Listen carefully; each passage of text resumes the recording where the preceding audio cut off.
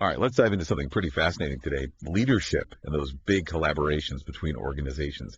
And get this, we've got some fresh research from 2023 to unpack here. Leadership by Kavia.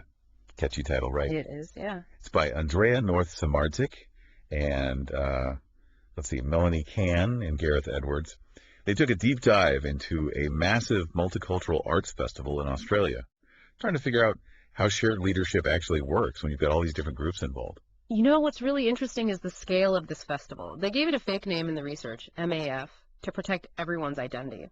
But we're talking 30 Australian organizations, over 1,000 artists, events happening across 22 countries. Wow. 280 events in total, and all this spread out over 4 months. Their goal was to distribute leadership. You know, no one person calling all the shots, every organization having a say. So a truly collaborative effort, huh? Did it work out that way? Well, that's where this idea of the cavia comes in. You familiar with Roman theaters? Yeah, vaguely. Okay, so picture the seating, right? It's all about hierarchy. The important folks, they're down front, closest to the stage. That's the EMA cavia. Then you've got the middle class in the media cavia. And way up top, the cheap seats, that's the summa cavia, the masses. Okay, I think I see where you're going with this. Yeah, the researchers found that this festival, even with the best intentions, unintentionally ended up mirroring that ancient seating arrangement. You're kidding. Nope. Social capital turned out to be the deciding factor, meaning those pre-existing relationships with the organization that initiated the whole thing, those connections determined who held the most influence, not necessarily expertise or resources. So it's like who you know trumps what you know, even in this supposedly idealistic collaborative setting. Exactly, and you can see how that created problems. Organizations with tons of experience in multicultural arts, they were initially sidelined. Oh, wow. Because they weren't part of that core in-group. So the very people with the expertise they needed, they get pushed aside because of who they weren't connected to. It's ironic, isn't it? Totally. So what happened? Did they just realize their mistake and bring those folks in? Well, as the festival got going, they realized they desperately needed that cultural capital to actually engage with diverse communities effectively. So the folks in the cheap seats suddenly become the stars in the show. Kind of. But there's a catch. Being brought in late meant they had less power overall. Ah, I see. Created resentment and highlighted a big takeaway. Don't just focus on pre-existing relationships and collaborations. Think about the knowledge and skills you need for success from the beginning. It's a great point. It's easy to fall into that trap. So they basically created this leadership vacuum by accident. I bet that was frustrating for everyone involved.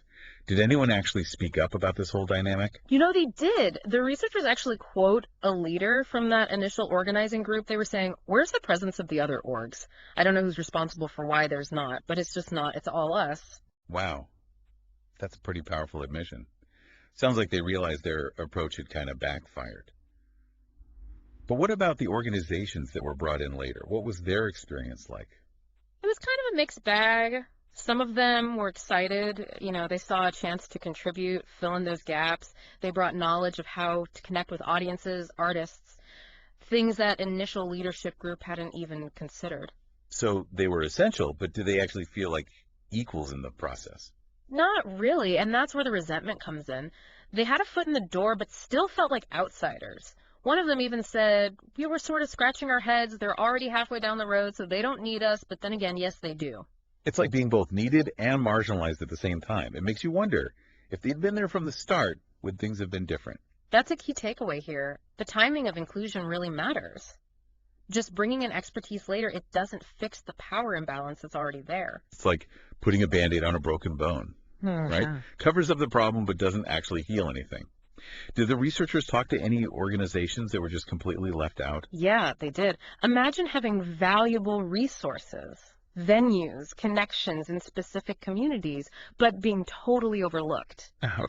These were the organizations essentially stuck in the summa cavia, invisible to the organizers. It must have been incredibly frustrating. Oh, absolutely. One person from that group said, no one came. We had 48,000 people attend, and no one from the initiating organization came. Wow. Really highlights the danger of relying solely on those pre-existing networks. You end up limiting your perspective, missing out on talent and resources. So what does this all mean for us regular folks? We're not organizing international festivals, but we still find ourselves in collaborations all the time. That's the thing. This research has implications for any type of collaboration.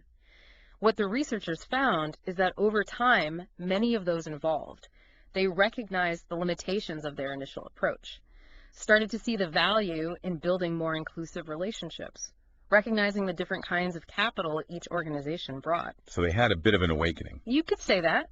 One even admitted, I'm saying, what we were lacking was skill sets, language or otherwise, cultural sensitivity.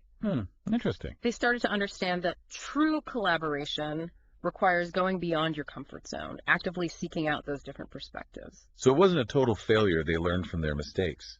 But did that awareness actually change how they approached leadership? Well, the festival itself was a one-time thing, so it's hard to say for sure. But a lot of participants expressed a desire to do things differently in the future, moving away from that over-reliance on social capital towards more equitable relationships. That's encouraging. Sounds like they at least recognized the need for a more balanced approach. But what about those of us listening right now, thinking, okay, this is all interesting, but how do I actually apply this to my own life? That's the million-dollar question, right? How do we go beyond simply acknowledging cultural capital and actually cultivate it within our own collaborative settings? Yeah. It's one thing to talk about diversity and inclusion, but actually putting it into practice, that's the challenge. It is. How do we bridge that gap? Feels like a real balancing act. Yeah. You know, trying to build trust and understanding across different cultures, but also needing to get things done. Oh, absolutely. It's tough. No easy answers there. Not at all, and every situation is unique. But I think what we can take away from this festival is the importance of sustained engagement. It can't just be a one-time thing, you know, Right. like a workshop on cultural sensitivity, Right. or inviting a couple of people from different backgrounds to one meeting. Yeah, it's got to be deeper than that. Yeah. Exactly. You've got to build those relationships over time. Really listen to those different perspectives and be willing to question your own assumptions. It's almost like creating a cultural exchange within the collaboration itself. I like that. A cultural exchange. Yeah. That's a great way to put it. And that takes real commitment, intentionality, a willingness to learn from mistakes too. You've got to adapt as you go. Building cultural capital, it's a process, not a destination. It's a journey, not a checkbox. Which brings us back to your question from earlier about intentionally building cultural capital. Yeah.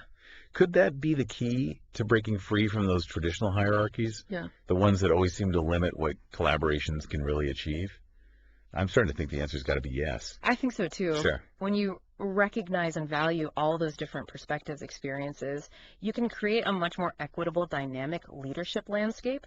And who knows, maybe we can finally retire that whole caveat analogy, create collaborative structures that actually reflect the world we live in today. Well said. So, for everyone listening out there, next time you're part of a collaboration, take a minute. Think about those sources of capital at play. Who's got a seat at the table? Who's been relegated to those cheap seats? What kinds of knowledge are being valued? What's being overlooked? And, most importantly, what can you do to foster a more inclusive leadership dynamic?